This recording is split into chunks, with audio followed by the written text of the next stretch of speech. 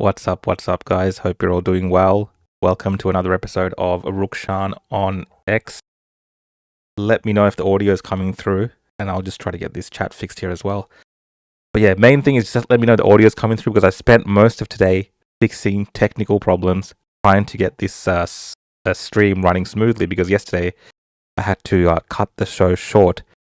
So that was very annoying. I'm sorry about last night. I did just disappear midway during the stream when everything froze. My computer froze. I don't know if it was the internet or the computer or what it was, but I've done a few things to offload some of the processing onto web services. So hopefully things work a little bit better tonight and we can, conclude the stream. Thanks for the message, guys. I can see it, audio all good, loud and clear. So that's very good to hear. Let me just move some things around and get things going. So hope you're all doing well. It's a bit late, but this is the best time that I could come on today. And I wanted to make up for yesterday as well. But normally I do a show on Wednesday nights, Rukshan On X. As you can see, the comments are coming through a little bit differently there. But they're still coming through. Your images, your pictures aren't coming through anymore. But your comments will come through smoothly. And I've also put a little thing there that says live chat just to kind of snazz up the thing as well. I'm really into the technical side of production, so I want to make it look good as well as obviously talk about the news. I did have a question earlier on from where was that? Where was it? Let me just find that comment. But yeah, guys, feel free to comment. You can comment on X, Facebook, YouTube. They all come through the comment stream here, and I'll try to answer as many of the comments as I can. Yep. So Dale was asking, what's the main topic tonight, Rukshan? So there was some stuff that I wanted to talk about yesterday, which was this March for Australia. So I'll talk about that again tonight. I didn't get to talk about it yesterday. There's been a few updates with a counter-protest that's now being planned by the left and the pro-Palestinian movement. So I'll give some thoughts on that and see some of the commentary and controversy around counter-protest. As well as I'll talk about some of the immigration issues that we have. Obviously, there was a news article the other day about saying that there's 1,500 migrants per day technically coming into Australia. So that's an extreme number of migrants if you add that up in total over the year. And sometimes, obviously, there's more people coming in as well, depending on... this is just kind of like an average. So I'll talk about that issue. Obviously, crime is a major one. In Victoria, we've had a few more stabbings, which is a daily occurrence. And a stabbing actually happened in Dandenong where a man was stabbed to death. And that's actually my local, when I went to high school, it's the service station in front of my high school. So that's where I would go after school, walking home. After school at Dandenong High School, that's where I'd go to get my snacks on the way home. So stabbing in front of there. And look, that's not uncommon for Dandenong to have a bit of crime. But we're seeing these stories a lot more. And we had the opposition leader, Brad Batten, actually attend the crime scene afterwards. And there was a bit of uproar around that as well, but this is kind of the state that we're in, right? Where the opposition leader now ends up at crime scenes because it's so prominent now in Victoria, crime. But so that's one of the other topics I'll be talking about, and then there's a few other little things that I've picked up on today. Obviously, Israel, Palestine, and we've got comments today from Tony Burke and Albanese responding. I'll maybe touch on some of those as well, but we might save a lot of that for tomorrow night's show on the opposition podcast. And as the day as a night progresses on this show, it is pretty late. As you guys ask me questions, I will obviously try to get them up on here as well. So let's first start with some of your comments. So apparently, I remind TVN24 of a giant cuddly Ewok. Perhaps maybe because I haven't shaved and my hair's kind of gone all wild. So look, I'll take it. I'll be an Ewok. I haven't got the height for one. Maybe Avi's got more so the height for an Ewok with his short stature. But it's not bad. When I was watching Star Wars back in the day, I didn't mind the Ewoks. They were pretty cool and pretty based. So thanks, mate. Thanks for that. Evening to John. Thanks for joining in again, mate. I know you were watching yesterday as well. I appreciate you coming on again tonight. Pasco Angwin says, not gonna lie, if the violent Antifa are showing up now, I hope the Nazis show up, defend us.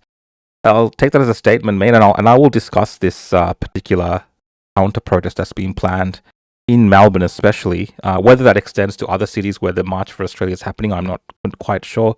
but we do know that Antifa itself and these kind of left-wing socialist groups have a prominent base here in Melbourne, and they wreak all sorts of havocs. Like I discussed last night's show, Saturday they try to attack a bunch of women that were trying to talk about their rights. Right? These people are pretty insane.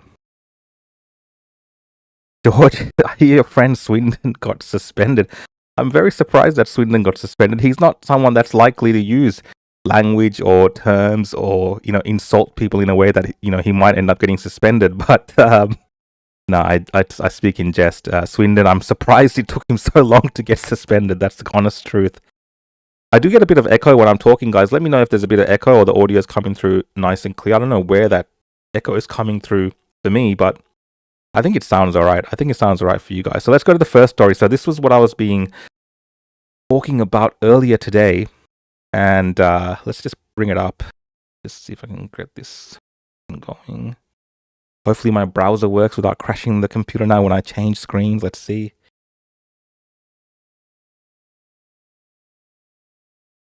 Oh, there we go. All right. Can't get rid of this scam from X. Let's have a look.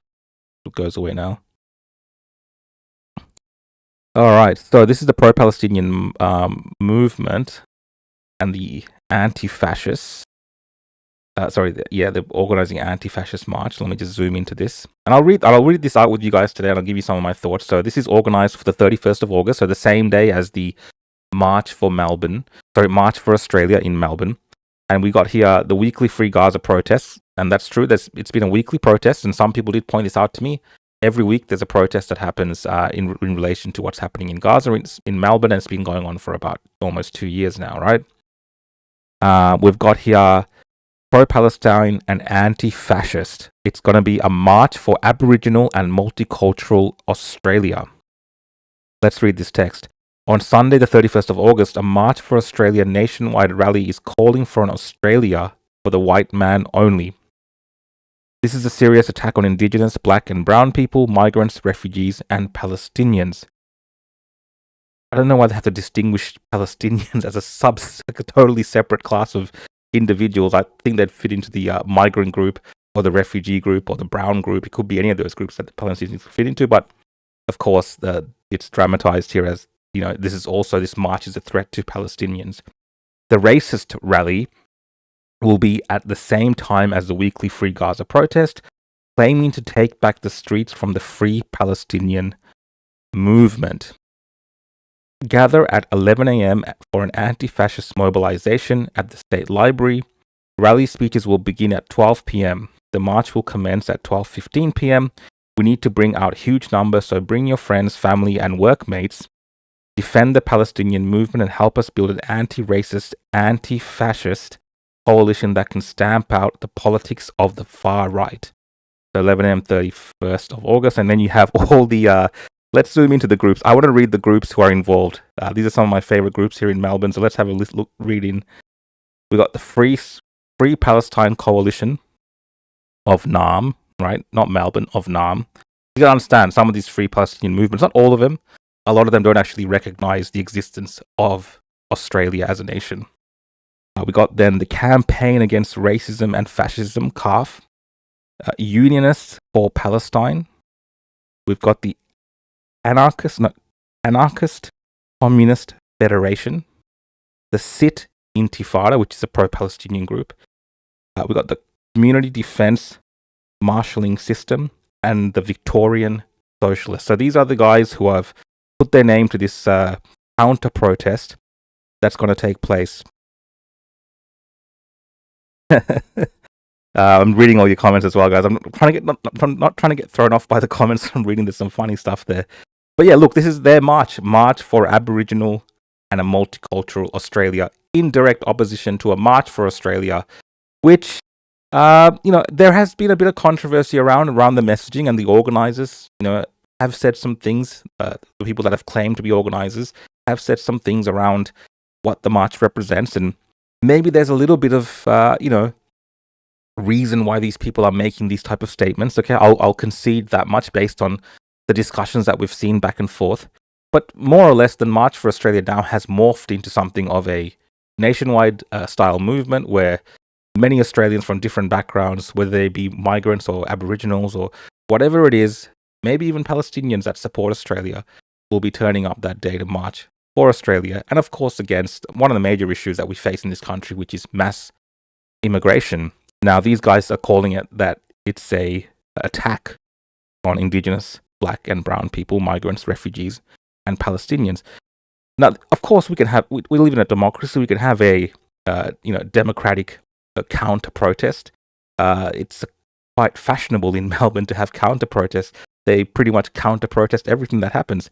But what I am concerned about is individuals like this guy, Purple Pingers, who, in a video a couple of days ago, and he actually shared and promoted this, he was talking about a militant mobilization against this particular march. And when you go look into, the left's understanding of what a militant mobilization is, it is a direct opposition, usually involves some type of violence or threats to actually shut something down. So what they would like to do is actually shut it down. So it's not just a counter protest where they're doing it in their own little corner. If they had the opportunity, they would like to confront the people in the March for Australia. Now, that's what I believe. And from the language that's used about a mobilization, a militant, I mean, they use the word militant. It's not a mobilization against people as opposition against this particular March for Australia. It's not like to show them, we got the numbers. It's a militant mobilization. So let's listen to Purple Pingers and what he had to say in this short little clip that I cut out from his extra long talk that he gave on this. The only thing that'll drive the fascists off the streets are militant and mass counter-mobilisations, like those that drove out the True Blue crew and Reclaim Australia from 2015 to 2019, or the anti-One Nation rallies in the 90s, or even the recent rally that drove the Nazis from their gym in Sunshine West. This has always been the case, and not just in Australia, but around the world, from the Battle of Cable Street in the 30s to the Anti-Nazi League in the 80s. When we get organised and fight, we drive out the far right. The only thing that'll drive the fascists off the streets are militant and mass counter-mobilisations. So yeah, I mean, look, this guy himself, he doesn't seem to pose much of a threat, and there's lots of funny comments around what type of threat people would think that someone like a Purple Pingers would pose. The only threat he poses really is to good, hardworking people whose houses that he looks to have people squat in. As far as I can tell. But look, this is what they're thinking in this militant way. And we did see, even when a bunch of women gathered last Saturday for Women Will Speak rally, where, women in Victoria were talking about the erasure of women and women's rights, there was a mob of these left-wing lunatics roaming around the city of Melbourne, clashing with the police and eager to get at the women. So the only thing that I think that stopped them from getting close to the women is that actual women's rally was designated in the Parliament steps area, and it was a very controlled environment. Whereas with a march, which is with the March for Australia, it's going to be walking around the city of Melbourne, right? There's going to be lots of opportunities for these type of hooligans from the left to try to confront and create chaos and create these different scenes. And it's already a heightened, situation to begin with because of, people worried about bad actors being a part of the March for Australia. I'm not going to go into all of that. We've discussed that at length. The involvement of, what's phrased as what the NSN have said, claiming credit for the march and all these kind of things. We've gone through that. I think we're well beyond that now. But this is a part of that, scenario where we could have certain trouble in the streets of Melbourne. And these kind of groups where they're talking about militant action, it is a call for violence, in my opinion. It is a threat, and they might act on it. Especially in Melbourne, like all the ratbags and these left-wing lunatics reside in Melbourne, and they do have a bit of a little power base here. And they might try to act out on this day because they do feel they have the moral justification to attack people because they see everyone that's marching that day as far-right Nazis. Like literally anyone they see that day with an Australian flag, as far as they're concerned, just from reading the comments and things that these guys talk about, they would consider them as a far-right Nazi. So that's one thing to watch out for this coming 31st when it comes to this particular protest. Let's get to your comments, guys. I've seen a lot of comments come through, and I'll try to respond to some of the things that you guys have been saying. So let's have a look. I'll just get to the super chat first. So we've got one from Straya. Thanks, mate, for the super chat. If I may recommend a good book, An Outline of Orthodox Parasitic Dogmatics by Professor John Romanidis. Great read. I believe that's what you try to say, Professor John Romanidis. So you're recommending a book, An Outline of Orthodox Parasitic Dogmatics. Thanks, mate. And appreciate the super chat, guys. If you want to support the show, you can do super chats on YouTube.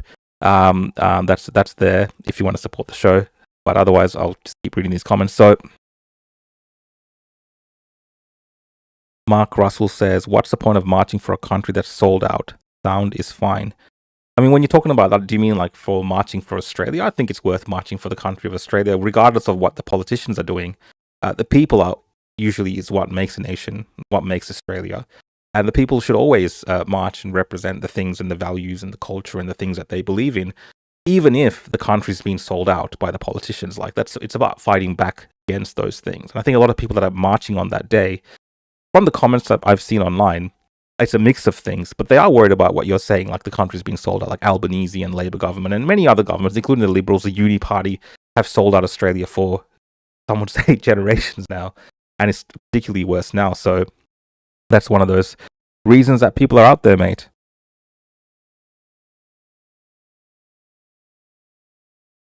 Tim, thanks for joining in from New Zealand, mate. I hope you're doing well there. Australia has, let's put this on. Australia has fallen like England and other countries. Look, I think Australia is still has an opportunity. England, I believe, has really fallen, and you're seeing a bit of a fight back from the people, but it's very far gone. And the things that have happened there, systemic changes which have happened to that country, it's very hard to undo. Even if people, protest and put up flags on streets and things like this, the changes, the very dramatic changes to the way of life in England, and the demographic shifts that have happened without any assimilation whatsoever when it comes to something like immigration that's happened there, is very hard to wind back. In the short term, of course, they can deal with an issue like illegal immigration, which is what we're seeing in the United States of America. When people talk about the immigration issue, what's happening in America right now is probably a great example. The Trump administration is really going hard against illegal immigrants and just deporting people, and you're seeing ICE rock up in different cities and round people up. And again, illegals, they're not meant to be there. They've broken the law most of the time, and they're being deported and sent back. So those are short-term fixes that many countries could do. England has an issue as well with the migrant boats which are coming, and then now they're putting people in hotels and things like this. I think these are things that countries like England can fix, but where the demographics have shifted so much and the culture has changed, and there's this kind of overwhelming government censorship and hate speech laws and things like this, is very hard to undo with a snap of your fingers. That's going to take a lot of work and a lot of time and a lot of cooperation between different groups. Whereas in Australia, I still personally believe we're not that far gone. There's still a chance to look at what's happened in countries like England, to look at what's happened to an extent in the United States of America, in some of the states, and to actually see the success you can have from a strong leader like Donald Trump. We can also look at what's happened in Canada, and it's pretty much the Anglosphere, the Western nations, which have these kind of very liberal governments, which have open door policies when it comes to immigration, and really have not taken the effort to understand the importance of assimilating different cultures and people that they're bringing into the country. And it's just caused, I think, a nightmare to unfold in those places. Now, these left-wing protesters who are planning to march against Australia on the 31st as a counter-protest, they will tell you the complete opposite. They'll tell you that multiculturalism, that Aboriginal culture and Palestinian this and all these kind of things are exactly what Australia needs, and that we need more of that and less of this Western traditional cultural aspects and identities that we identify with the West, the Judeo-Christian histories which have actually created these great nations. We need less of that, according to them, and more of multiculturalism and the diversity, which I don't personally agree with whatsoever. So this is a good point, because Aboriginal people have always loved immigration, and that's true. Like, who are these people to say that, march for Aboriginal and multicultural Australia for mass immigration? Because they're literally marching against a protest that is against mass immigration. And you would think that even for Aboriginal Australians, for instance, immigration, if you look at it, the settlement as a type of immigration, they would perhaps say, especially the ones on the left wing, the activist class, would say it hasn't worked out that great, that they're actually opposed to that. So they're marching against people that are against more people coming to the country and changing the country. It's a good point, mate. It doesn't actually fully make sense. Tracy says, stand up for your country or shut up. Yeah, look, definitely. I think, people have different views and opinions of what they want Australia to be and what they think Australia is. And that's great. Meant to be a free country, and we're meant to have the ability to have different ideas about what the nation is. And that's why we have elections and politicians and do all this kind of process. But at the end of the day, if you fight for your country, whether you're on the left or the right or the center, that's a part of loving your country, I believe. I'm not really opposed to, left-wing politics or even far-left politics. I understand where that comes from. The same as the right and the far right. I get where that comes from. It's in those little battles and those little culture wars we end up with, our existence today in the kind of country we live in today. And of course, very importantly, the country that we leave future generations and our children. So that's the battle that's always constantly going on. What we can do to sort out our lives today and then into the future as well.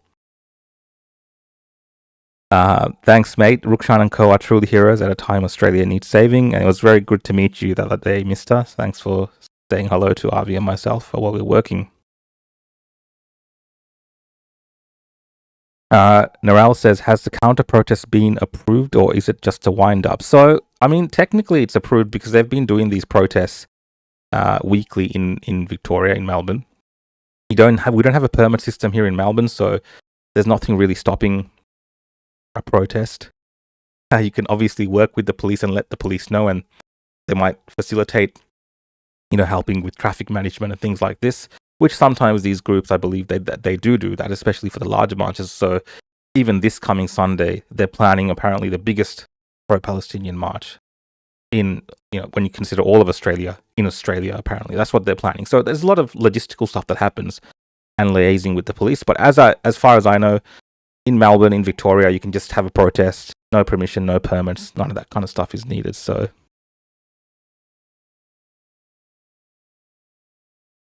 the DML is calling this rally the racist rally, will be held at the State Library. Kassan says, how do you feel about it? So I think I shared some of my thoughts about how I feel about it. Obviously, I think people, they should not be disrupting or wanting to, they can counter-protest in their own space and they can oppose the ideas of the March for Australia. We can judge them for that. They're allowed to do that. They should do that if they want to. Fine. People oppose what they do and all that kind of stuff. But I don't think they should be trying to actively, militant opposition to it, where it's trying to confront, use violence, use threats to get at people that are marching for Australia. We've had, almost 2 years of these pro-Palestinian marches. So why can't we have a march for Australia where no one interrupts it, where there's no one trying to stop it, where it just happens? Sure, there could be some things that happen that day and people will judge that protest on that. So it's up to the responsibility of the organizers and the people that attend to weed out bad actors, to put on a good face, right? It's at the end of the day, the responsibility of the people that are there and the people that are organizing to ensure that it's a good, wholesome, event that doesn't have these things that people are alleging and accusing it of. Now, it might not be that way. It might turn out a different way. It might be chaotic, and there might be a lot of people saying at the end of all of this, "Oh, we told you so," and even these lefties might be like, "Oh, we told you so. It's all these Nazis, whatever, fine." But at least, considering all the marches that these left-wing groups have been able to have in Victoria without people turning up to oppose them. Let's be honest here.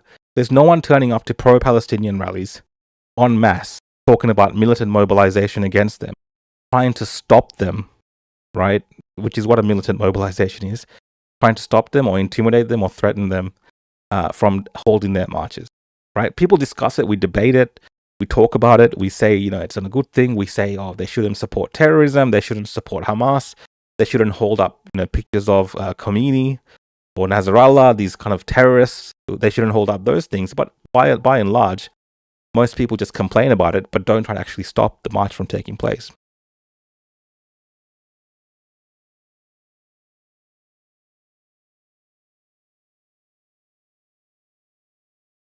All right, guys, let's see what else your comments have said. There's so many comments coming through. Then this is great. So purple pingers, I was trying not to laugh during when I was looking at this, but a little bit of Ned Flanders there for purple pingers. Someone says that's Chris Overy's son. He just looked like the left-wing Chris Overy's. It could be. They could be either long-lost brothers or something like this. There could be something going on there. Australia says purple pingers looks exactly how I pictured communists of the modern day to look like. Yeah, I mean, look, when this guy's threatening and is talking about these things, I don't know who it inspires. To be completely honest, it just doesn't do it for me. I'm not afraid of whatever he's saying, but we have seen these people are a bit psychotic when it comes to the left, and they do get all masked up, and when they're in a group, so individually, and when they're unmasked, they might be a little tame, and you might not think much of them, but when they're in the little rabid groups, they can wreak a lot of havoc.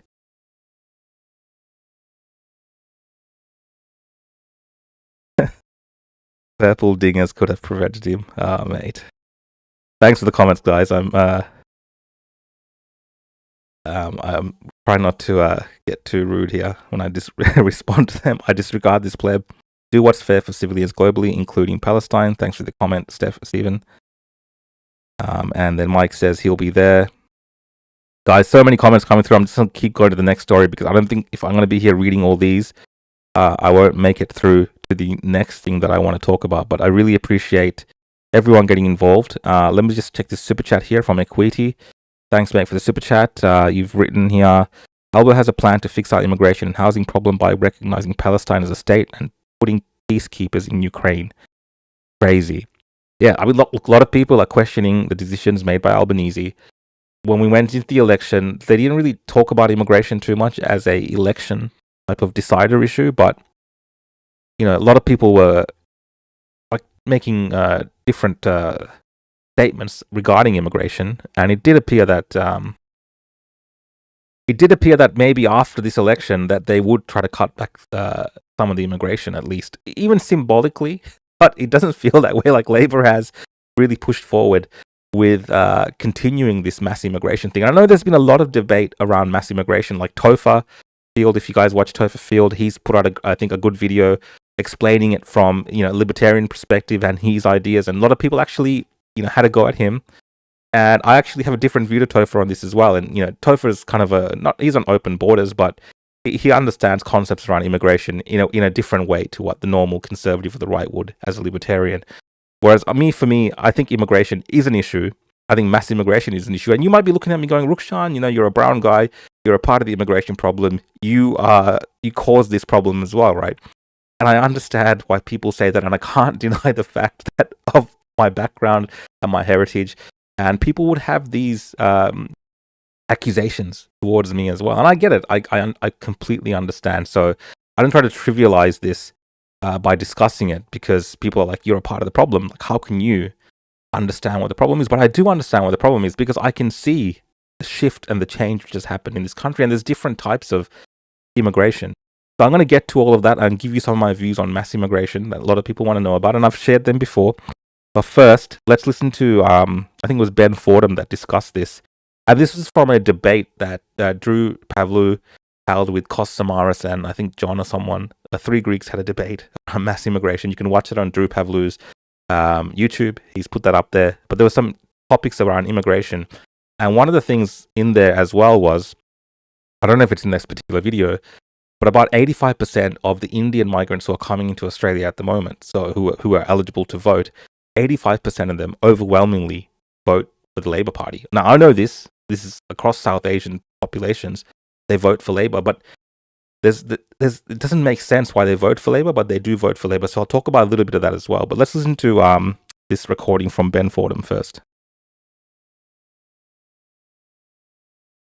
Ben Fordham Podcast. And now, Ben Fordham comments. Well, get a load of this. Every single day, Australia is now taking in 1,544 new people. 1,544 per day. These are the latest numbers. Now, that's the equivalent of 5 fully loaded Boeing 787 Dreamliners, day after day, week after week. In the first 6 months of this year, we've had 279,000 arrivals. That's more people than the population of Hobart.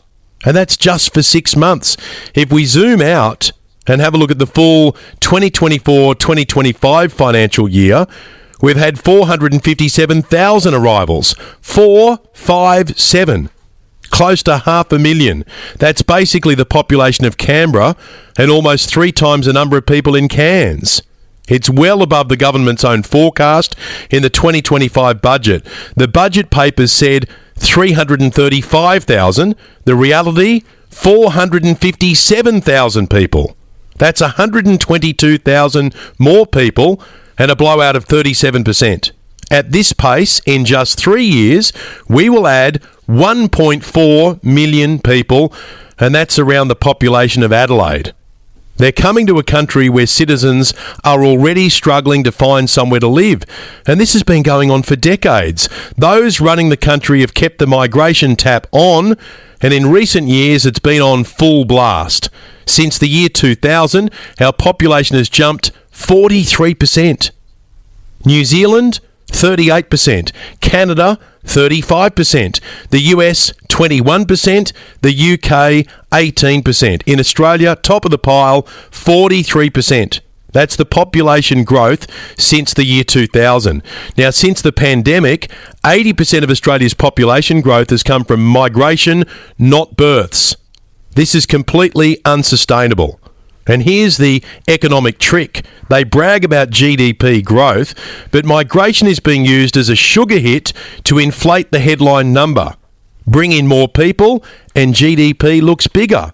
But slice it per head, which is GDP per capita, and Australians are going backwards. Australians are poorer per person while the government pats itself on the back. So it looks like it's baking a bigger pie, but every mouth gets a smaller slice. And here's the final insult. Australians don't want this. They never voted for it. Poll after poll proves it. In fact, a poll in February this year found 80% of Australians want migration lowered. That's why groups are planning protests on August 31 and vowing to take back our country. It's not racist or xenophobic to want to protect the Australian way of life. Can someone ask the Prime Minister this simple question at his Talkfest this week in Canberra? With 1,544 arrivals every day, where are they all going to live? Has he got room at the lodge? 5 Dreamliners landing. So there you go. I think I played that whole video because he kind of went into all the different points of it, so I don't have to spend time talking about it myself. But so there's many things there, right? So we got this mass immigration that's happening, right? And some people say it's not mass immigration. They say it's required for economic purposes, as well as what Ben Fordham touched on there, like housing shortages. Some people in the comments here are talking about international students. Obviously, that's a major issue as well. But these universities just love bringing them in because obviously that's a big, money maker for them. So it doesn't feel like the government really wants to tamper with that too much, even though a lot of the issues sometimes stem from that as well. But overall, in general, this debate about immigration. Now, as someone of Sri Lankan heritage, that my parents came here in the 90s and through skilled migration, and I've taken the opportunities that Australia has offered me, and I've set myself up in this country, and I'm doing this kind of work, and I'm working in Canberra sometimes with politicians, and I've got my own business. I'm kind of a migrant that is, you would say, is a part of the success stories of what immigration should be. And I don't know what you guys think. Some people say I'm not Australian. They have opinions about this, but I think I've assimilated fairly well into Australian culture. If you were speaking to me without seeing me, you might think of my accent or my voice being a bit more Australian than a different type of English accent. So in terms of assimilation and culturally, the things that I do, the way that I live, my relationships, my friendship circles, in the way that we interact and do things as a country, and just my understanding of the roles and responsibility for me as an Australian, I think I fit in pretty well. And for a long time, that's how immigration worked. Now, there's always been teething issues as new groups come to the country, and people will take you back to the past when the Greeks and Italians showed up, and they'll say there were issues back then, and then the Vietnamese came, and then, the Indians and all these kind of other Arabic groups and from Middle Eastern countries have been coming. Now we have African immigration into Australia, and for a while, even all of that kind of worked for a while. But now, today, as someone with this heritage, I will tell you 100% it's not working. It's actually disastrous the way that things are going. And it's not even about the numbers of people that are coming. I mean, that's an issue because of the economic situations, the housing crisis, employment issues, and things like this, where people in this country who are citizens are having a hard time, right? And again, there's arguments for why that's good or why that's bad, whatever.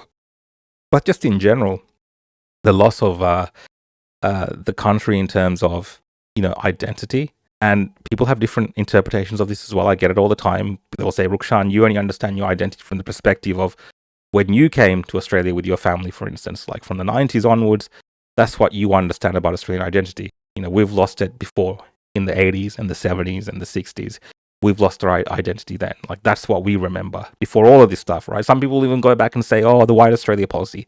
That's when Australia was great. But people have different views and different opinions. But from my understanding of where I've been here in Australia and seeing what it is today, this is not a reasonable thing to be happening in any country, let alone countries like Australia and the West, because I think it's disastrous when you have so much immigration, mass immigration, a lot of international students coming, right? At the same time, you don't have any type of attempts to assimilate people whatsoever.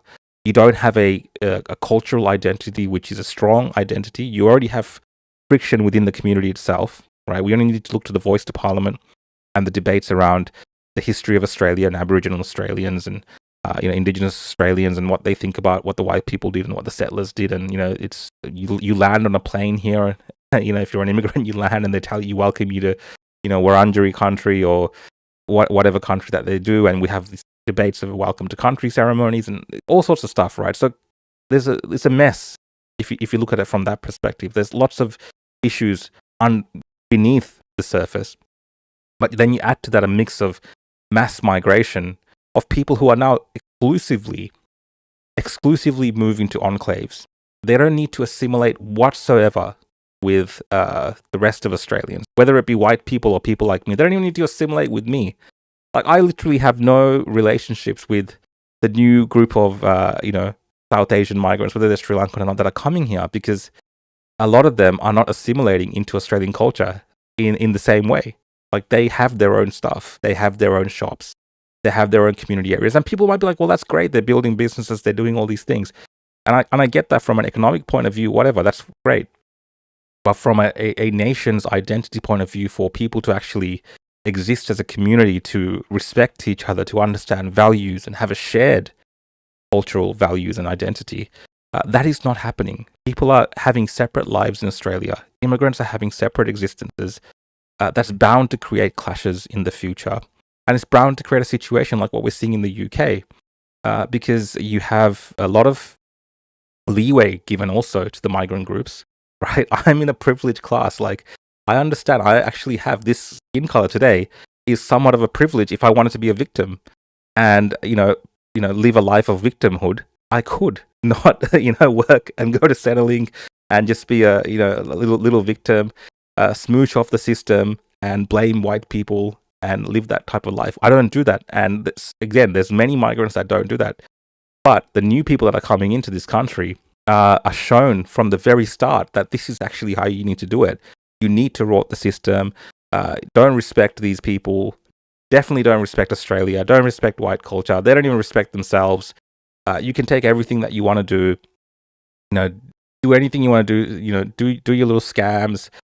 Live the same way that you lived overseas. Don't worry about the prevailing Judeo-Christian values and the things which have built this country. Don't forget all of those things and do exactly what you did overseas. Do it here. And that's why we have all these kind of crazy crime.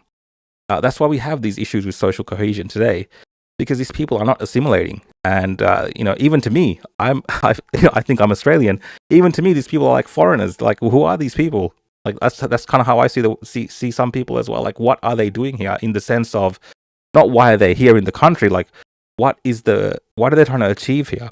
Like, do they want to be a part of Australia, or do they want to create their own little communities and, little enclaves, and that's it? Like, they want to have a separation. And it feels like that. And if I feel like that, I definitely understand that, for white Australians, for instance, people who do descend from the settlers and onwards, it must be a totally even double or triple that feeling that I have as an individual. So I get it. I completely get it. I understand the massive immigration issue. I understand the fact that people are worried about the loss of Australian identity and Australian culture. And I understand people want to raise their voices around it. And I understand that people don't want to end up like the UK. I do not want to end up like the UK. And what happens is, when we don't have a dominant prevailing identity or a culture that's based on traditionally, well, what I would say is Western identity, when you don't have that, well, then these other groups, whether they want to on purpose or not, they will dominate. They will fill the vacuum. They will run for politics. They will, run for councils. They will get into parliaments. They'll get in, and I'm saying again, that's a part of the process. I'm not saying anything's wrong with doing these things. Democracy, right? This is what we're doing.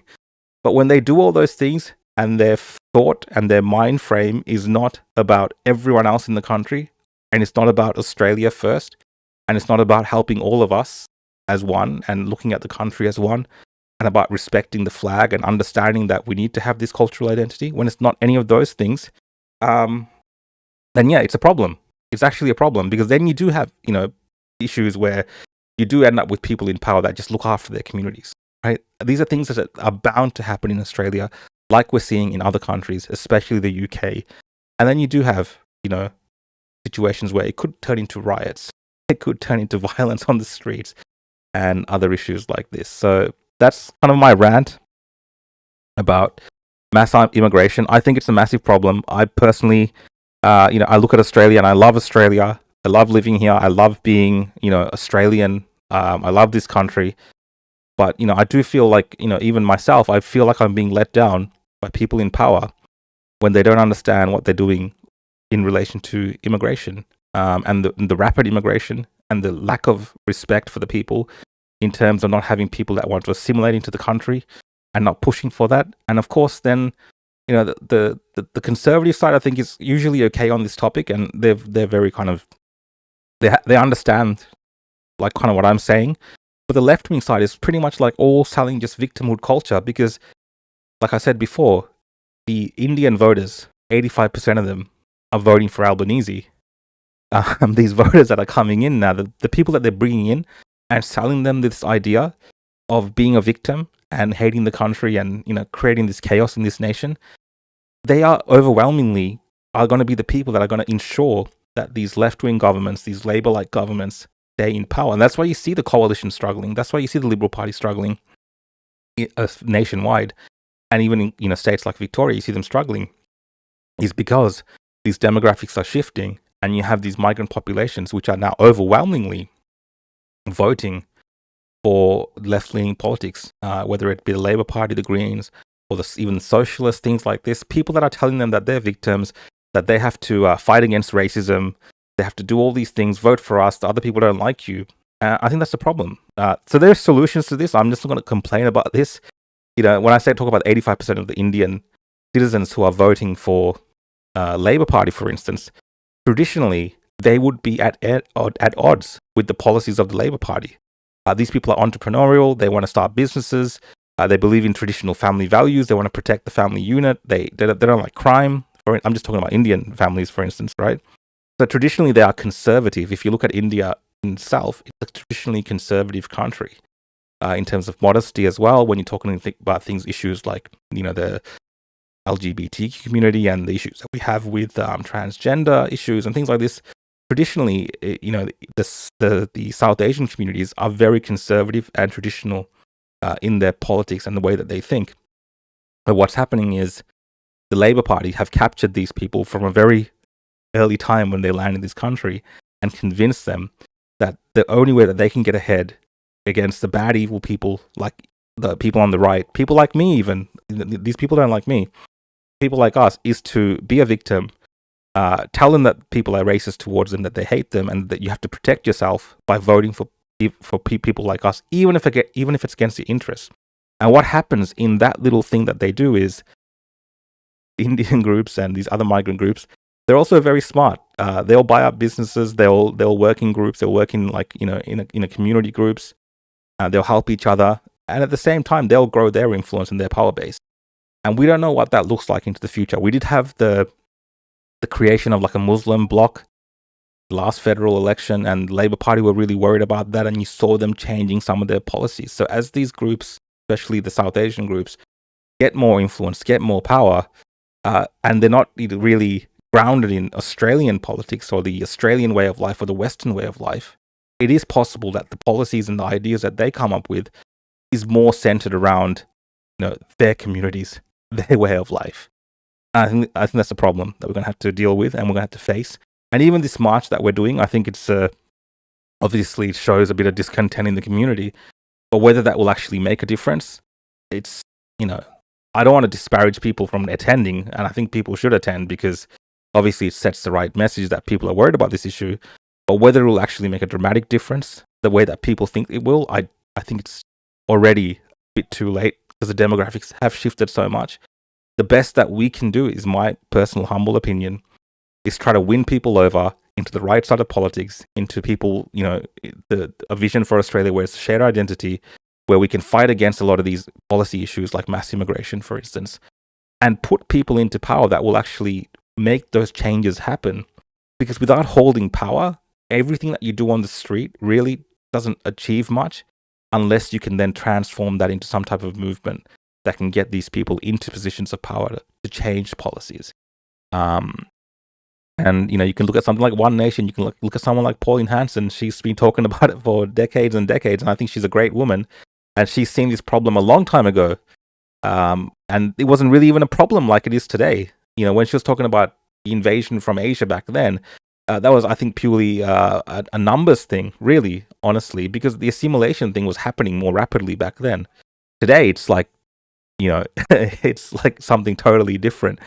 But I think I've been ranting for a bit there, guys. I'll see if there's any super chats and any questions that you guys have, and then I will jump to some of your comments. So let's have a look. Got a super chat here from Scruffy Doodle. Thanks for the super chat, Scruffy. So let's bring it up. I'm going. I hope to meet you. My sister thought you were a gift while we were in lockdown. Thank you for all you showed us. Yeah, if you're in Melbourne, please, I'll probably be around there streaming. That's the main purpose that I'm going for, is to obviously stream and record whatever's happening that day, and obviously talk to people. Hopefully get to interview a few people as well about why they're there, why they're concerned about an issue like mass immigration, and just get people's thoughts and hear from them. Because ultimately, we are going to see the mainstream media spin this. We're going to see the left spin this, especially if they get their way and infiltrate into the march or cause violence and things like this. Now, I know people are in the comments also talking about the NSN and the far right views of some of the organizers and things like this. Yeah, that is also a problem, and I think that's going to maybe come back to bite people possibly later as well. I hope not. Hopefully, there's an overwhelming number of people that attend, patriotic Australians that understand, that mass immigration is an issue, but also understand that we need to work together to solve it. And it's not this kind of white Australia policy that's going to happen, because realistically, that's just not going to happen with the way that this country is set up right now and the systems and how everything is set up. I mean, that is, people want you to push towards that because they want that chaos. But the actual realistic solutions are far more, even they're hard to achieve, but they're far more realistic. Equity says, another super chat, most skilled migrants have conservative values. Yeah, look, most of the world outside of the West is very conservative. If you look at their political views, right? They're very conservative. Even people coming out of, places like Africa and stuff, mostly very conservative. Obviously, we have issues when people coming from a war zone. There's different ways that kids are raised. For instance, I'm going to look at some of the crime that's happening in Victoria, and that all plays into it. So, being a skilled migrant in itself and conservative, yeah, that's an advantage. And even if you're coming from places around the world which have more conservative views, as soon as you come to somewhere like Australia, and there's no incentive to integrate into the country, and the incentive is to get on welfare, and the incentives are like to hate on the country and pretend you're a victim and everything's racist. If that becomes your incentives, all of a sudden, it's not as great when you talk about issues like integration. It won't happen so easily. DML says Rukshan's going to be wearing white face to blend in. I mean, look, I think I feel good about going still. There has been continue to be threats towards me. Obviously, the online anonymous trolls for me to not turn up, and they got plans to bash me or whatever. And even the left are making fun of me as well for going to live stream and do my thing, saying that they're gonna bash Rukshan first and all this kind of stuff. I'm gonna be with other Australians. I'm not afraid. I've been in this country. And I love this country, and I believe in this country, and I believe in the people around me, and I believe in the Australians around me, and I don't believe that people will let that kind of violence happen at a march like that, and people will step up to stop those type of instigations from going on. Let's have a look at all the comments here. Mr. says, I'm legitimately down to be one of your bodyguards for free, mate. Contact me. Thanks, mate. I'm just gonna be with the people with the Australian flag. I don't believe that they are at all violent. Pascal says, in my view, our democracy ended about 10 years ago. Yeah, I mean, look, the system does feel like it's gamed, and you're seeing this become more of a thing where these elections can be decided, obviously, in seats where there's this mass demographic shifts going on. We see that a lot in America. They talk in America when you look at the American elections, right? What do they talk about? They talk about like the black vote. They talk about like the Latin vote. They talk about the Hispanic vote. That's what they call it. And we will have to eventually get there in Australia to talk about these different demographics and how they're going to vote. We don't really do that right now. We don't really class things that way, but I think those things are going to have to eventually matter, and we're going to have to look at winning over some of these people to ensure that the country doesn't, change even more drastically than we want it to, right? To save Australia, really. That's what it's about. It's about preserving Australia, conserving, technically, and people say the Conservatives haven't conserved anything, but it's more dire than it's ever been to actually be in that field where you can have influence over different groups of people and get them to agree with your ideas. I think that's becoming more and more important. And the Liberal Party is really struggling with that. I think that is one of their major struggles, in the sense that they are so afraid to push their conservative ideas because they're afraid they'll lose certain demographics of voters who are going to vote for them. Traditionally they're worried about like the female vote, the women vote. Now they're worried about things like what Muslims will say, what Hindus or Indians will say, right? And so on. So that's the things which are shaping this country. And you don't need to look anywhere further than what's happening right now with the issue with Israel and Palestine, right? With Gaza. See how much our leaders here in Australia are influenced by that domestic issue, to the point where Albanese is now in a back and forth with Benjamin Netanyahu, right? So,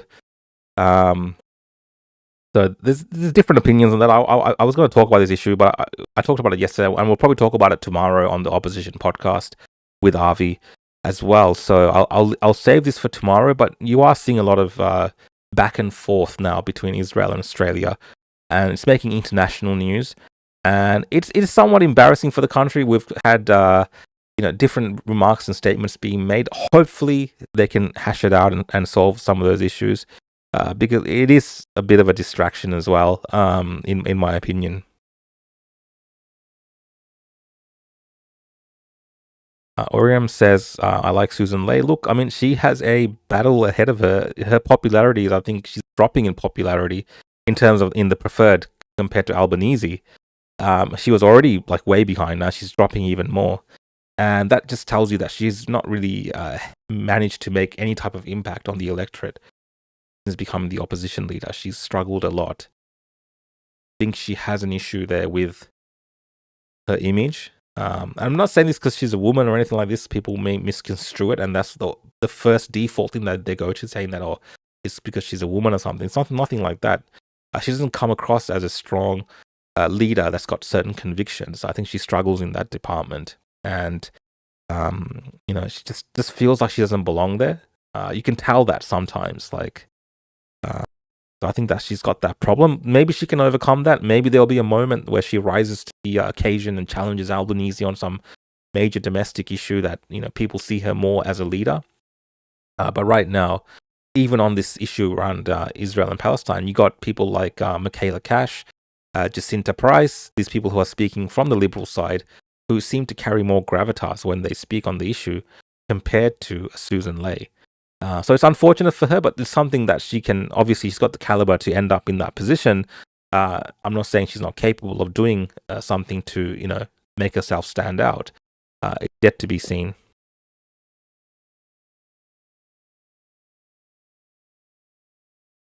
All right, guys. So it's actually like a couple of hundred comments since I started speaking about immigration. So let's see if I can bring some more up. But yeah, I hope you guys are going well. So welcome to Rukshan On X, guys. So I started around 9 o'clock. Usually do these around, anywhere between 7 to 9 o'clock start time, depending on what I'm doing on the particular day. So I'm actually out of my normal studio, so it's a bit late. If I'm, in Melbourne, for instance, I'll be doing it usually around 7:30, 8 o'clock, something like this, right? It just depends on what's happening on that day. So on Mondays and Wednesdays, Rukshan On X. So if you're not following me, you can hit me up on Facebook, YouTube, and X. Hit those like buttons, subscribe buttons, whatever the buttons are. Then you can catch me on Mondays and Wednesdays doing Rukshan On X. It's a very casual show, as you can tell. I just read comments, I give you my opinions, and I talk about some of the news that's happening, particularly based on news that's happening on X.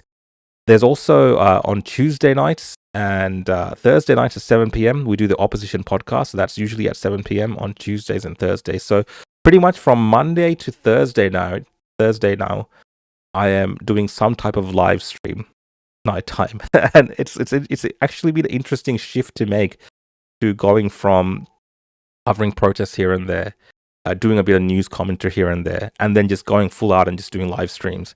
And just, off. There's like literally, I've done no preparation today. You might think I've prepared everything else. I've not prepared anything. I just kind of casually looked at a few stories before I came on the show, and that's how I want to do these shows. So I hope you're enjoying it, and if you are, make sure you hit the like, follow, and subscribe buttons on wherever you're watching. Let's get to the your t-shirt makes you look naked. I didn't actually think of that. That's actually true. I am actually wearing, this is my skin color here, so it's a different shade, slightly different shade. But I understand what you're saying. It's like I'm doing a topless live stream, like an only Rooks stream. Look, I don't have the confidence yet to do topless streams, guys. I have to hit the gym a little bit more. If I can get somewhat of a six-pack or something like this, I would be more than happy to do topless live streaming. I have no problems with that. But at the moment, I am actually wearing something. It's not just I'm not topless. Sasprey says, "Hey mate, glad to see you've got your remote software working better tonight on the MacBook." Yeah, I pretty much spent. I'm not kidding. I spent maybe, throughout the day, like at least 4 or 5 hours trying to figure out what was going on with this MacBook, and just moving stuff around, reinstalling stuff, trying to figure it out. I've moved the comments over onto like a remote service, so they come through. The comments that you're seeing on the stream, they come through remotely. Before it was coming from a shared screen on my computer, so maybe that was causing issues. Little things like this. So it's I'm glad that it's actually still working and it's lasting, because next week I'm going to be in Canberra, and I want to be able to take my system with me and continue to do the show. So I'm happy about that. So this story is let's just jump to the next story.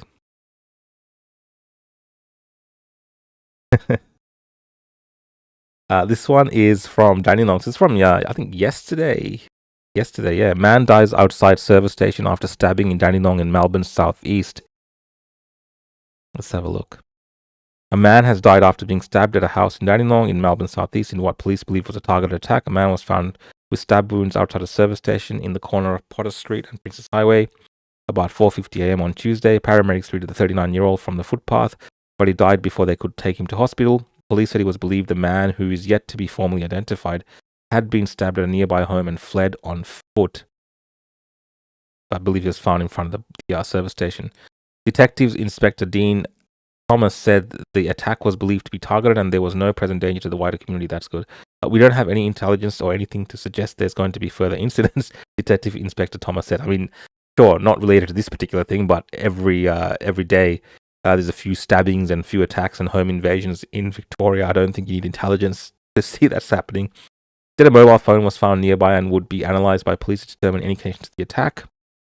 That's all the attack, but I thought the interesting thing with this particular story was that the opposition leader in Victoria, Brad Batten, who is, I believe, previously a police officer, actually showed up at the scene of the crime that morning as well, and gave some comments from the scene, which, you know, people were a bit taken aback by. I think it was kind of interesting. Maybe these leaders do need to start attending the home invasions and the crime scenes instead of just giving thoughts and prayers later, and go see for themselves the crime that is taking place in our streets here in Victoria. So opposition leader Sparks speaks at crime scene. Opposition leader Brad Batten stopped at the scene on the way to his office in Parliament today. Crime in Victoria is literally killing people, he said. We've seen people stabbed in their own homes. We're seeing it in the streets of Dandenong. Mr. Batten said Victoria was recording violent crimes every day. We need to have consequences for crimes in the state so people have fear of actually committing those crimes. Mr. Batten has also spoken a number of times after recent alleged home invasions in Melbourne, and so on. But look, I just wanted to bring that up and just say there has been this spike in crime. I'm going to keep talking about it every single episode. Whenever we see these stabbings, we're going to have to keep talking about it because it's an issue. And, you know, even, when I'm staying at different places now, I'm like always double checking the doors, double checking the security, because you just don't know if these little shits will try to break into your place, try to steal your car. And now I don't know if you've noticed, they've become more and more violent in their attacks. Despite the machete bans and despite the machete bins, they've become more and more violent and are assaulting people and stabbing people and just terrorizing people in their own home. It's becoming a major issue. But at the same time, we are seeing that these same individuals are being let out on bail still. So let's have a look at this story from yesterday as well. I didn't get to cover this yesterday because my computer crashed, but let's have a watch of this. The 15-year-old accused ringleader of a youth gang involved in a spree of armed IGA robberies wiped away tears as he was granted bail. He appeared in court as retail workers warned they're fed up of teens running rampant. Crime reporter Gillian Lantouris. Speeding through... First things first, why was the teenage ringleader of the crime gang granted bail? All right, let's keep watching. Traffic. This is the moment a gang's alleged crime spree comes to a crashing end. 5 teenagers run from the stolen Subaru before they're rounded up in Bulleen and charged. The actions that they undertook were disgraceful. Aged between 17 and 14, they're accused of a violent spate of armed robberies, targeting 5 IGAs, including 2 in Officer, 1 in Preston, 1 in Wollert, and another in Epping during school hours yesterday, allegedly holding up staff with machetes. That was really terrifying and confronting. Lincoln Weimer from Master Grocers Australia says retail workers have had enough. As an industry, we're having to step in and do the work that we feel that government or police could be doing. To combat the skyrocketing level of retail crime, a WhatsApp group with nearly 200 IGA employees has been created to warn others. People watch this like a hawk. Of the 5 accused, 2 have been remanded, while 3 are out on bail. As the 15-year-old alleged ringleader faced court, he wiped away tears, but the detective who interviewed him last night said he showed no remorse, that it was just another day for him. But for his alleged victims, they'll remember this terrifying incident for the rest of their lives. That's what I mean. Like, it's all an act. So the cop's saying that he showed no remorse at the time of his arrest and being brought into the station. And the next day in court, it's these crocodile tears and they're crying. And then you have all the, left-wing people that support all this kind of nonsense. And these ideas about letting them out on bail, and poor kids, they don't really know what they're doing. We gotta help them. We gotta give them opportunities. We gotta keep them out of the system. That's usually what they say. And he's crying in court. But mark my words, it's these type of individuals. We know this in Melbourne. We've had people that have, I think, been on bail like 40, 50 times who go out and commit these crimes. And I'm sure they will cry in court each and every time if they had to get out of that system. They will do that.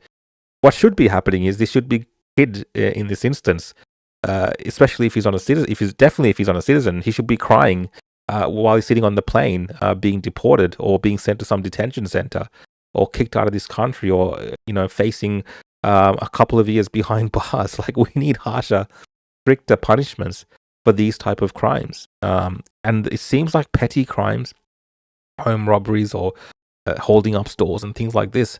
But this is how a society disintegrates. This is how we end up in a situation where people are terrified to be at home. People are breaking in, killing people, stabbing people, raping people, and you just have these crime-laden cities with no end in sight. For most of us, the vast majority of people do not engage in this type of behavior, but we are, constantly now at more and more threat. Like, the probability that you will be robbed or stabbed in Melbourne is going up exponentially. Is probably the best way to put it. So it's very problematic. It's very upsetting to see that, obviously, that the ringleader, even though I don't give a crap if he's 15 years old, these kids are menaces. They're criminals, and they're going to be lifelong criminals that are going to have no respect for the legal system, and they're just going to become worse and worse and worse. Yes, there might be a few good stories of a couple of people that get out and their lives change. That might happen, but I don't think we need to tolerate that as a society, given that the sooner you put your foot down on these things, the better that it will be. Victoria is not where you want to be. If you're looking at Australia from any other state and you're thinking it's not really happening in our state yet, look at Victoria as a lesson, and you do not want to end up in the situation that we are in Victoria. Because I'm telling you, I've never in my life really, considered double-checked locking doors, double-checked, there's a security here when I go to places and things like this. But today I do that, and I'm conscious of my phone and things like this. We saw that in Altona Motors, that guy got jumped and his arm got hacked off by a machete or a knife or something like this. Do we need to become like when people go to certain parts of Europe where all the pickpockets are, right? You got to wear those like body purses and things like this, so you kind of keep your phone on your body and all this kind of nonsense, right? Like, is that where we're headed? And, that's what it kind of feels like. So I don't want Victoria and I don't want Australia to end up in that way. Let's see some of your comments. Daffy says, forget Uber. In Melbourne, carjackers offer surge pricing as well. You got the jokes today, Staffy. Home invasion in Melbourne, that's just a surprise housemate. That's a good one. Victoria, a state of suppression. I think you guys are just coming up with new tags or...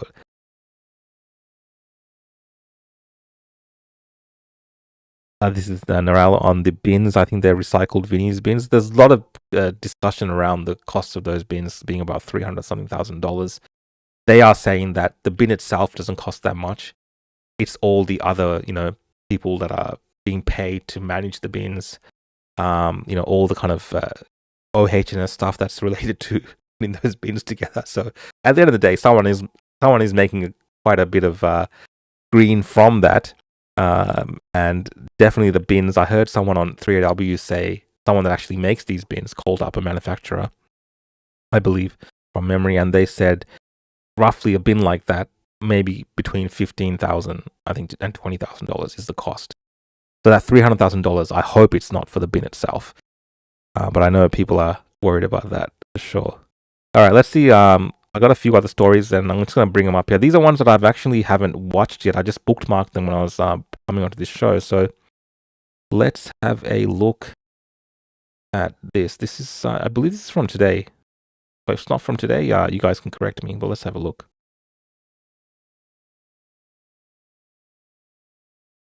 Parents at an Adelaide Catholic school have expressed their anger after an 11-year-old transgender student was allowed access to both the male and female bathrooms. A senator has told Nine News the move raises safety issues, but the Catholic Education Department says it's simply complying with the law. Zoe Jones is a mother of two young girls who are now using the same school bathrooms as a biological boy. Our children feel unsafe.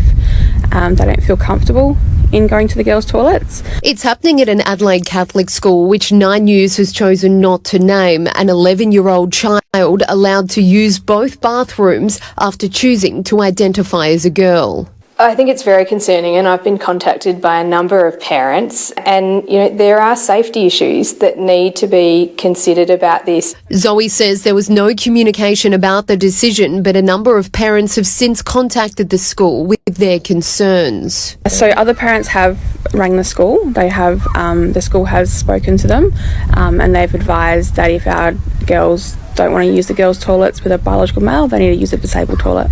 The Catholic Education Office wouldn't confirm whether that is the advice being given to concerned parents, instead telling Nine News that it's committed to a safe, respectful and inclusive learning environment and complying with the law.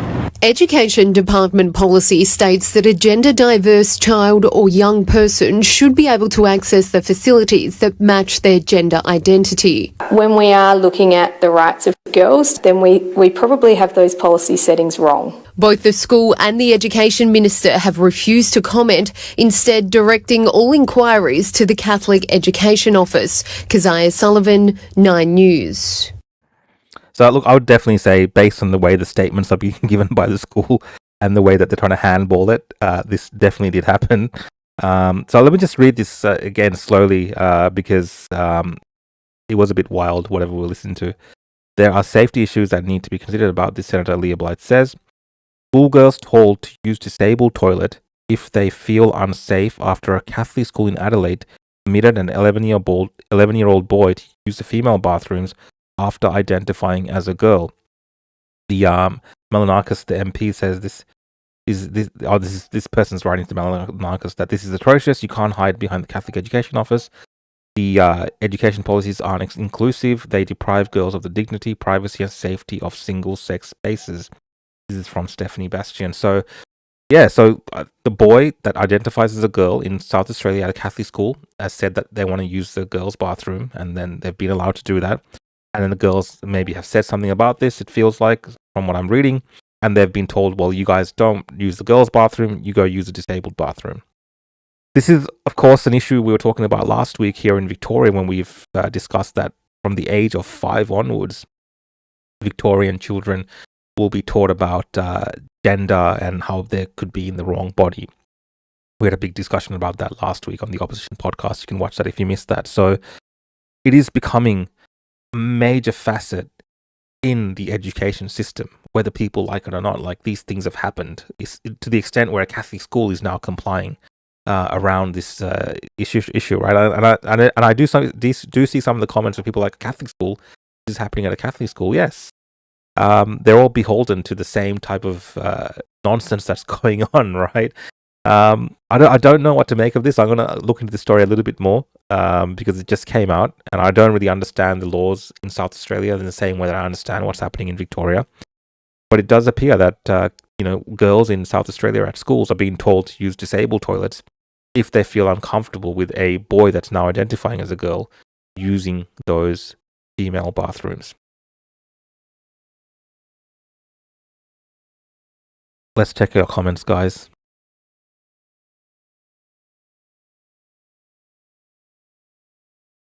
Yeah, well, I mean, I know you're being a bit sarcastic here, but yeah, there you go, women. Just use a disabled loose. Easy peasy. See, these issues don't really impact men in the same way. Whenever I see these kind of women's rights issues come up today, it's crazy how women, especially when you consider the short amount of time where they've won equality in the sense of having the same type of rights as men, it's something that they fought really hard for. I think New Zealand was one of the first countries in the world, in the same area as Australia, give women the right to vote, and so on. And these kind of things are happening there as well, as far as I know. So you have these countries which in the last 150 years have really, the relationship between men and women have become super equal, and women have all these rights that they usually didn't used to have when it comes to work and all these things. But when it comes to things which are exclusively, women's things or female, bathrooms, things that has always been the case, regardless of, equal rights and all these kind of stuff, right? Always been the case that men and women are different. Today, women are actually more oppressed, I believe, in the sense that they're losing their rights at a much faster pace, and they're more impacted by it than the men are. And this is just a basic example of it. That even at a school, young girls now is actually, no, you know what? Just use a disabled toilet. Don't argue about this. There's no argument about this. If that boy is now saying they identify as a girl, you can go to the bathroom with him or her, share it with them, and but if you don't like it, use a disabled toilet. That's right now. Eventually, what they're doing with this education system is they're going to breed this out of children where it won't even be questioned, because the system is going to start so early on that it's just going to become a normal thing. Anyway, let's keep going. Oh, it's getting late, 10:30. I'll probably finish up soon as well, guys. So let's see if I had anything else saved that I can go through today. Otherwise, if you're enjoying this, you can jump in tomorrow night, guys, 7 p.m. We can watch the opposition podcast. I think I've covered most of the things that I had saved. Let's read some of your comments, and I'll probably end up soon. So let's have a look, guys, what you guys are saying to me. Actually, we'll do this. If you have any questions now, type them now, and I'll get to your questions now. I'm sorry if you've commented earlier, but if you have any questions for me, I'll spend the next 10 minutes answering those questions. So I'll give you guys a bit of time. If anyone wants to ask anything about something I've discussed today, I'll try to answer those questions. Just try to maybe put a question mark at the end of what you're saying, so I know it's specifically a question and not a statement.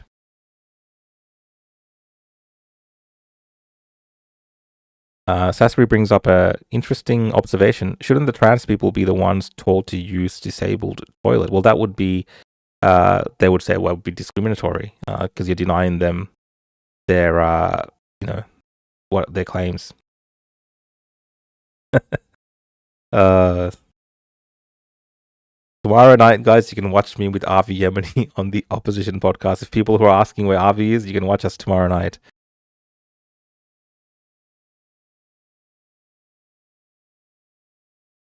I got a Avi mega fan in here. I think the best thing to do is, mate, if you want to know about Avi, you can read his book Rebel from the Start. I think you can get it at rebelfromthestart.com.au, and he answers lots of questions about his domestic violence cases and things like this. He goes into very deep detail about all of that. So I think that's the best place to start with that.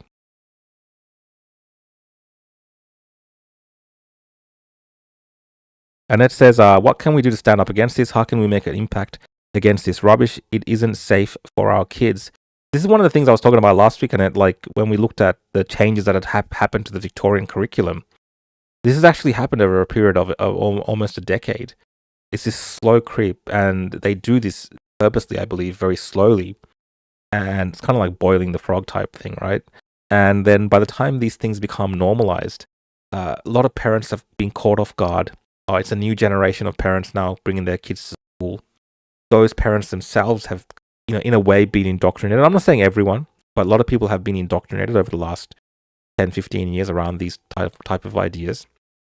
And it becomes easier and easier to implement them. And then it just becomes a normal thing. And then we look crazy speaking out against, right? We look crazy. And at the same time, they bring in these anti-vilification laws, these hate speech laws. So even for someone like me, the way that I talk about this, we have to be careful. Like not just me, everyone has to be careful in the way that they talk about these things, because, if you get into an individual person, if you're too specific about something, if I discuss these obviously around policy issues and on politics, and that's where my interest on covering these topics comes from. But if you make a statement, for instance, at a school, even as a parent, protect your child against some other child, you could be in for some, there could be some ramifications, right? Depending on which state you're in. So they control everything, and a lot of it's around the control of language, and censorship plays into this, and this is why we're seeing this massive rush by governments to take control of the internet as well, I believe, is around these issues. Let's see what other questions we've got here.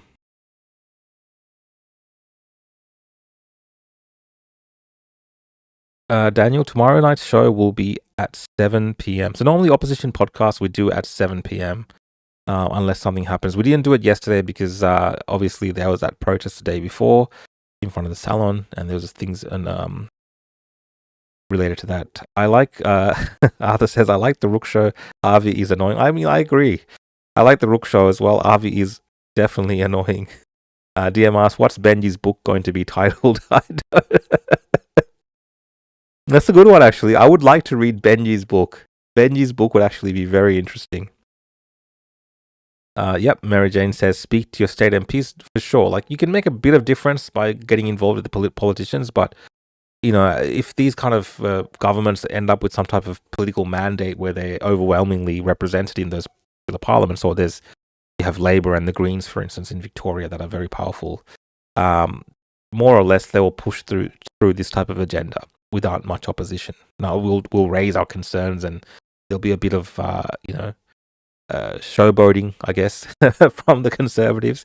But most of it is meaningless because those guys usually hold the cards in terms of pushing these things through.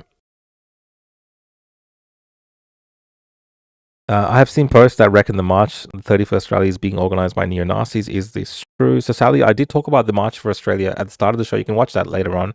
But just as a brief comment, initially in the very kind of start of all of this, there were certain Nazi groups, especially the NSN here in Victoria, that were in a way claiming credit for it, saying that it's, you know, their thing, and they're going to stop people from coming, and, you know, especially like non-white Australians can't come, and all this kind of stuff. So there was a little bit of this at the start. The organising team, the people who have taken responsibility for the March of Australia, have come out and said they've distanced themselves from those groups. They're not associated. Now, people, of course, raise eyebrows about that as well and saying, oh, there's all these links and stuff. But in terms of what they're saying publicly, and we can only go by the words that these organisers are saying publicly, and obviously people are free to investigate and come to their own conclusions. But the statements that the organisation that's, you know, taking responsibility for it are saying is that they're distanced themselves from those kind of elements, and they're trying to hijack this protest. And this is a march against it's an anti-mass immigration march, so it's against mass immigration, but it's not just about for everyone. Okay, so that's what they're saying. Again, I'm not an organizer. I'm not involved in any capacity like that. I'm going there specifically to cover the protest. But that's what's been said.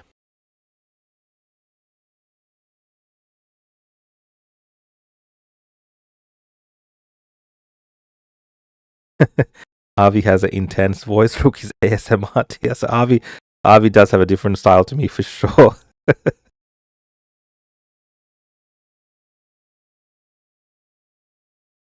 I'm just seeing if there's any other questions, guys. I've got a super chat here from Australia. What rights do men have that women don't? No, I'm just saying, like, today, it's pretty, like, the same, right? I'm talking about in the past, things like the right to vote and those type of laws that women fought for instance, right? To be equal, same amongst women and men. And just other changes that have just happened. It wasn't really women being, some of it, if you look at it historically, it wasn't really women being denied rights. It was more so like that's kind of the traditional family back then. Or women weren't necessarily involved in, you know, politics and matters of state, right? But that's all changed today, and a lot of people fought a lot for that. But, you know, then we're going backwards a little bit now when we look at the way that women are impacted today. I will be back in Canberra next week, I believe. So Parliament is back sitting next week. Jon Snow says it is in fact a white supremacist event, and it will come down to really what happens on that day, because a lot of the people that I've seen, overwhelmingly, I've analyzed a lot of the comments around this and people who are going, most people have no idea about white supremacy or anything like that. They're going for the love of Australia, the love of their country, and you know, it's really up to the organisers. I think people will hold them accountable. These people that are turning up there, if these guys screw them over, people will be angry. They will not be happy. if anything like that goes down. And usually it's a numbers game. So if you have a lot of people that can drown out these individuals that try to hijack events, like it's an open event. You got to understand, like, you can't stop people from trying to hijack things. You can't stop people from putting out misinformation, and you can't stop those things, and you can't stop people from trying to destabilize a movement, for instance. And you have to kind of weigh that up a little bit.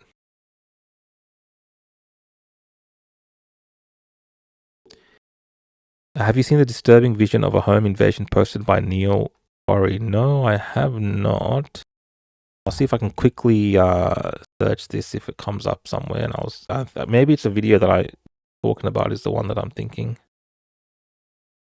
No, I can't quickly look it up, but I'll look that up later. Thanks for the suggestion.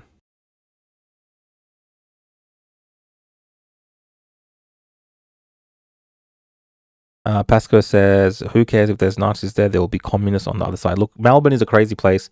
You're going to have all the extremes out on the streets that day, especially now that the left have put out this counter protest, and they want a militant mobilization. Usually the far right responds to them as well, and they won't want to back down. So it's Melbourne, it's Victoria. I don't know what the other states are like, but all the lunatics when it comes to protest movements are in the state of Victoria.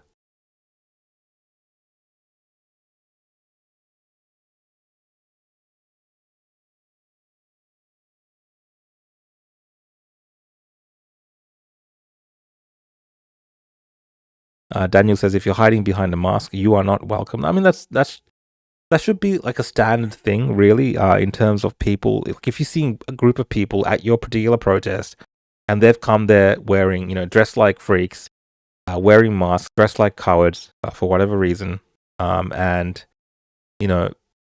like, you don't know who they are. Like, you don't know what they represent. You might know who they are because they might identify themselves, but either way, usually if you're coming in masks to a protest that's meant to be, or a rally that's meant to be like a unifying moment, or a something that's like kind of like promoted towards families and everyone attending, and these kind of individuals show up, then yeah, those optics will not play out well.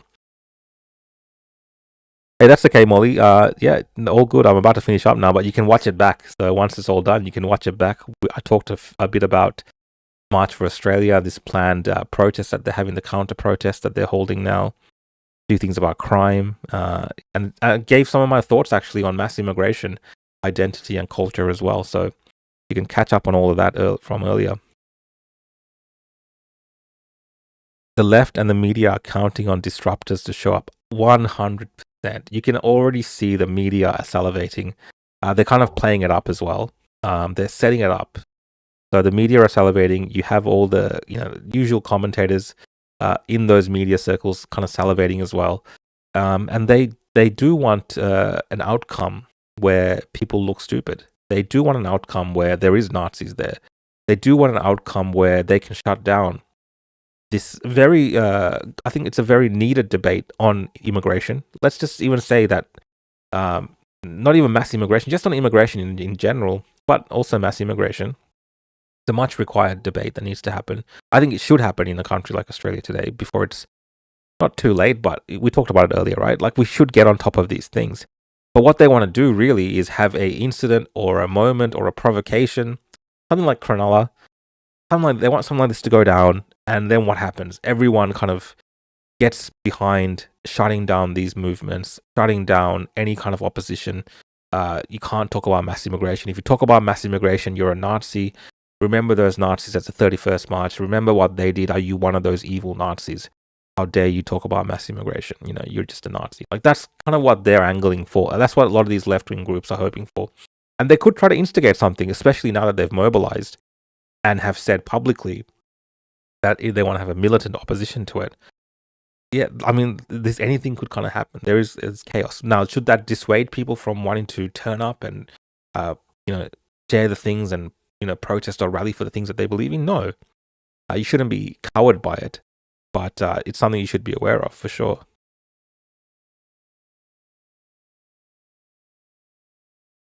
Trent says, hiding from unfair government targeting. I believe that's with the people in the masks. Look, man, I get that argument. I get it. I understand, but sometimes life is not fair. Sometimes when you fight for the things you believe in, when you put your face to it, more people will support you. Like, that's usually how this works. So, and if you think that your movement or your ideas will be popular with the rest of Australia, then it's something you can put your face to. There is consequences and ramifications for things that you do in life. Like my business was pretty much destroyed following COVID because I put my face to it, right? And I went out there, and people knew who I was. They knew my name, and they knew what I was doing. And the government knew who I was. The police knew who I was. Everyone knew who I was during that time. And there's consequences and ramifications for it. And sometimes life is that's just how it is. And I keep making this case, like, if you believe in these things wholeheartedly, and you believe the rest of the population, will stand with you, then you can show your face and not be afraid, even if the government targets you. Like, people throughout generations, whether it's in Australia or around the world, have made various sacrifices if they really believed in their cause.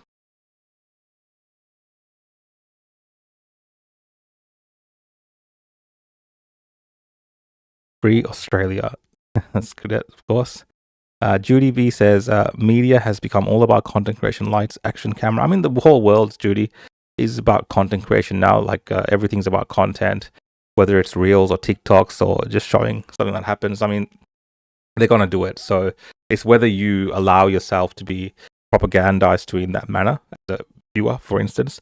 And as a participant, obviously, if you're at one of these things, if what looks good, if there's some, crazy kind of fight about to take place with some Nazi group and something like this, optically, what looks better? It looks better if people either try to disengage from it or stop it from happening.